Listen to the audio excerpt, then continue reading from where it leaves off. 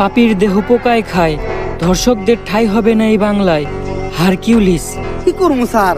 এই হারকিউলিস এমন ভাবে মার্ডার করে ও কোনো প্রমাণই রাখে না যেটা দ্বারা আমরা ওরে খুঁজে পাবো। কিন্তু স্যার আমার কাছে একটা বুদ্ধি আছে যেটা দ্বারা আমরা হারকিউলিস একেবারে হাতে নাতে ধরতে পারবো। এই শহরের সব ধর্ষক করে এক জায়গায় করেন, হারকিউলিস ওগরে মারার লেগা অবশ্যই আইব। তখনই আমরা হারকিউলিসে ধইরালাম আর ও মারাটা খাইব। বরবাদ, তোর কথা মতো এই শহরের সব দর্শক করে নিয়ে আইছি। স্যার ওগরে বাইরে রাখাটা সেফ না। হারকিউলিস যে কোনো সময় ওগো উপরে হামলা করতে পারে। এক এক করে ওগো সবাই পিসের গোডাউনে ঢুকানোর ব্যবস্থা করেন। স্যার বাইরে তো আমরা আছি, ওগরে ভিতর থেকে সেফটি দেওয়ার লেগেও কাউরে দরকার নাই, তোরা বাইরে পাহারা দে, আমি ভিতরে ব্যাপারটা দেখতাছি।